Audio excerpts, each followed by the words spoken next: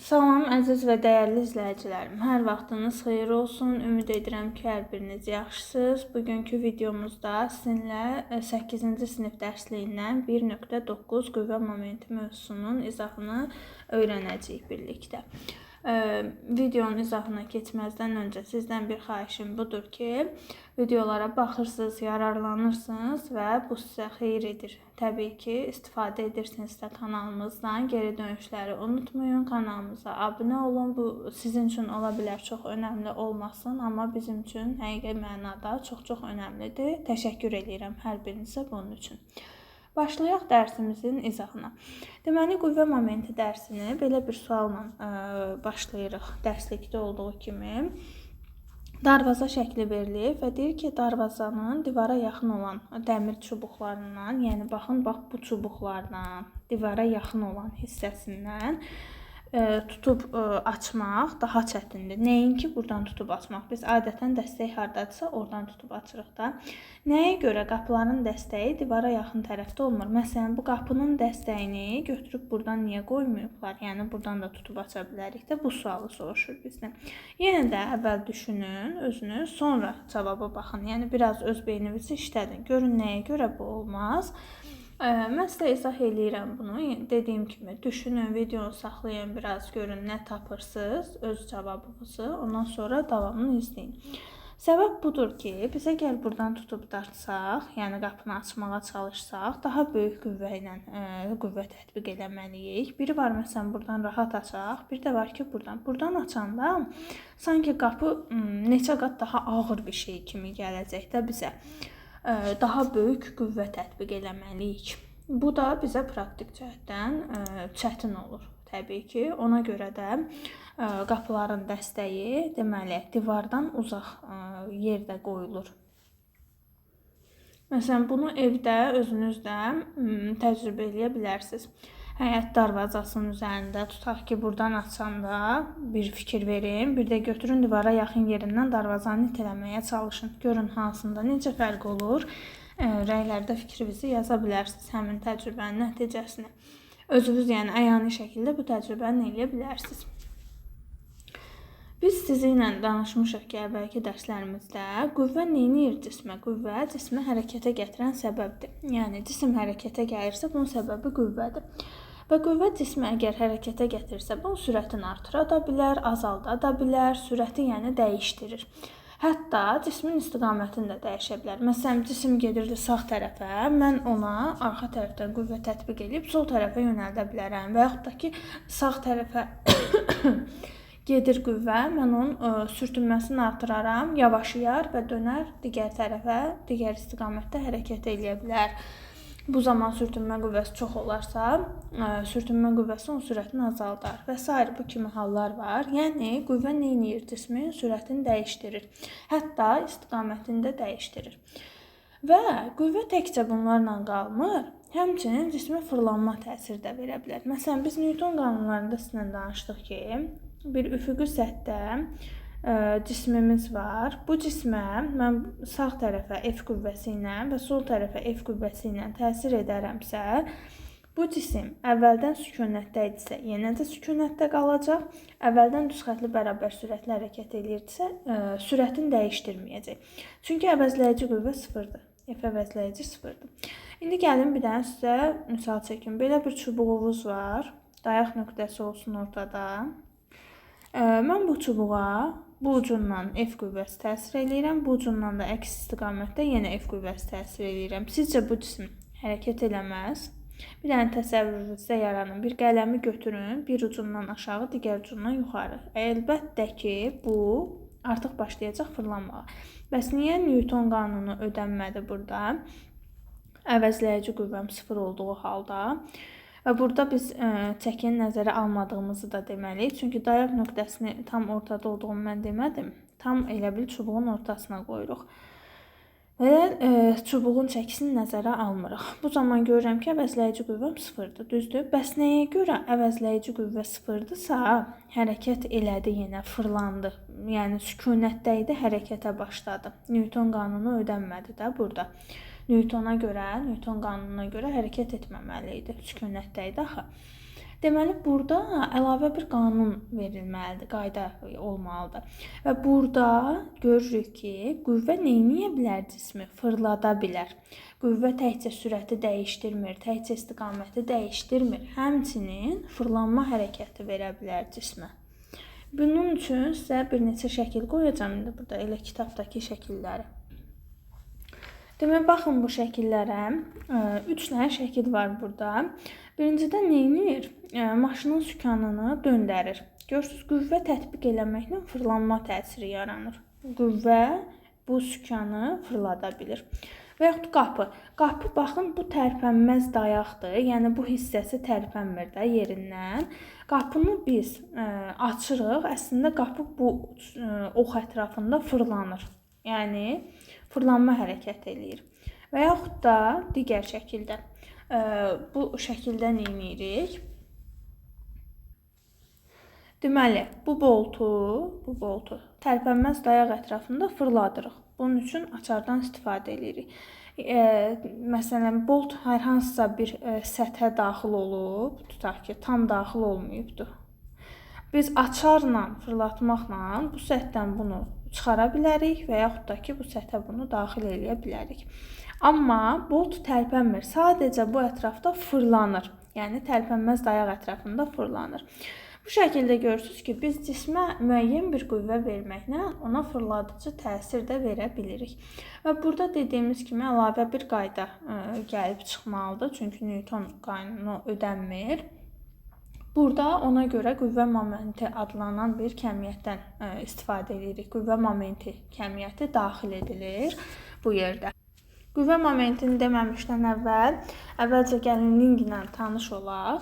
Ling nədir? Baxın, mən burada çəkdiyim əslində lingin şəkli idi. Ling tərpənməz dayaq ətrafında fırlana bilən bərk cisimdir. Yəni, bir çubuq düşünün.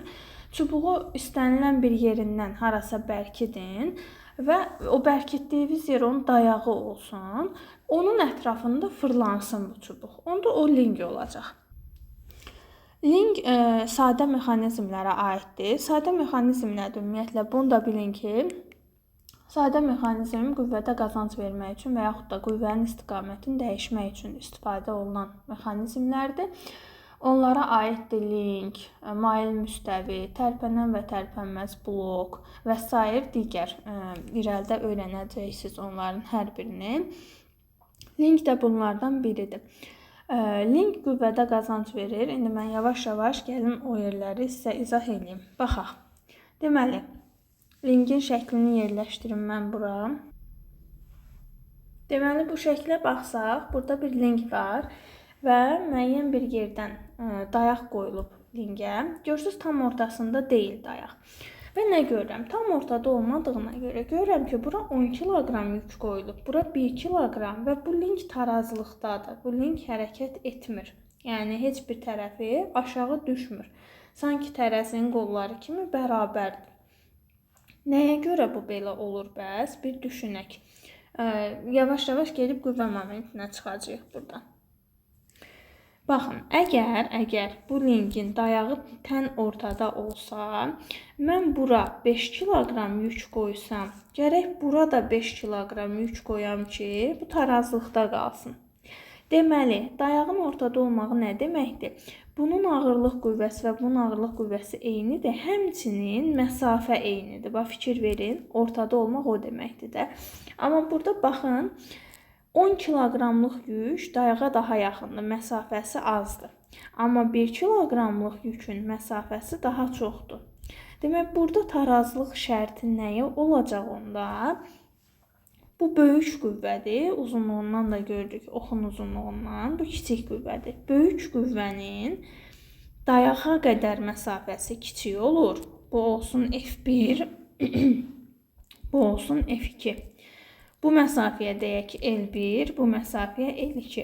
Yəni, F1 böyükdürsə, L1 kiçikdir, F2 kiçikdirsə, L2 böyükdür. Buradan deməli, lingin tarazlıq şərti gəlir. Əvvəlcə burada qüvvənin qolun deyək, sizə izah eləyək. Qüvvə qolu nədir?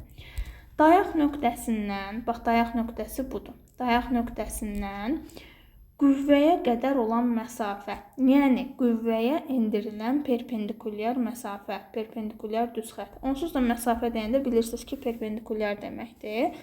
Amma yenə də təkrar edirəm. Dayaqdan qüvvəyə olan perpendikulyar xətt. Bu olur qüvvə qolu. Burada bax F1-in qolu nədir? L1. Baxın, bura perpendikulyardır da. Deməli, bir dənə də belə eləyək. Bu qüvvəyə perpendikulyardır.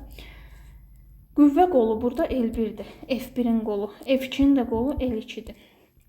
L-in vahidi nədir? 1 metrdir. Çünki uzunluqdur. Sonra gəlir bizdə qüvvə momenti. Qüvvə momenti nədir? Qüvvə momenti böyük M hərfi ilə işarə olunur. Qüvvə ilə onun qolunun hasilinə bərabər olan kəmiyyətdir, vektorialdır. Qüvvə momentinin vahidi 1 Newton vurulsun metrdir. Bunu da açanda kiloqram vurulsun metrin kvadratı bölünsün saniyə kvadratı olacaq. Bunları öyrənməyimiz vacibdir. Deməli, qüvvə momenti nə oldu? Qüvvə ilə onun qolunun hasilinə bərabər olan vektorial fiziki kəmiyyət. Vahidində dedik, düsturunda dedik. Qüvvə momenti həm F-dən, həm də L-dən düz mütənasib asılıdır. Həm F-dən, həm də L-dən. Amma qüvvə ilə qolu tərs asılıdır. F, L-dən tərs asılıdır. Niyə? Bax, burada gördükdə böyük qüvvəyə kiçik qol düşdü. Kiçik qüvvəyə böyük qol düşdü. Yəni, biri böyük olanda biri kiçik olur. Bu da Lingin tarazlıq şərtini ödəməsi üçündür. Gəlirəm indi Lingin tarazlıq şərtinə. Qüvvə momentini öyrənəndən sonra. Lingin tarazlıqda qalması üçün onun qüvvələrin nisbəti ilə qolların nisbəti tərs asılı olmalıdır. Buradan çarpaz şəkildə vursaz nə alarsınız? F1 L1 bərabərdir F2 L2. Yəni, F1-in L1-ə hasili bərabər olmalıdır F2-in L2-yə hasilinə və bu zaman link tarazlıqda qalacaq. Bu da nə deməkdir? FL nə deməkdir? Momentdir da. M1 bərabər M2. M1 bərabər M2 nə deməkdir? İndi tarazlıq şərtinə baxaq. Baxın, təkcə siz F2 qüvvəsi ilə təsir eləsəydiniz bu linkə, bu linki belə fırladardı, düzdürmü? Yəni, saat əqrəbi istiqamətində. Təkcə F1-dən təsir eləsəydiniz, saat əqrəbinin əksinə fırladacaqdı. Linkin tarazlıq qaydası, yəni momentlər qaydasını deyəndə necə deyirik? Və bunu da dəftərə qeyd eləsəz yaxşıdır. Momentlər qaydası 2 nöqtə.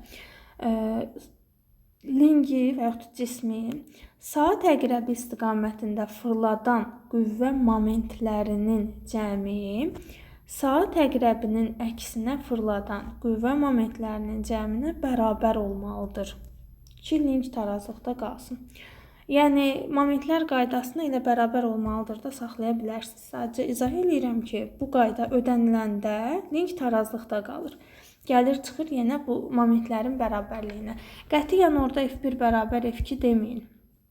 F1 o zaman F2-yə bərabər ola bilər ki, dayağımız tən ortada olsun və məsafələr bərabər olsun. Məsafə bərabər olanda sanki bu düsturda məsafələr ixtisar olunar və qüvvələr bir-birinə bərabər qalar.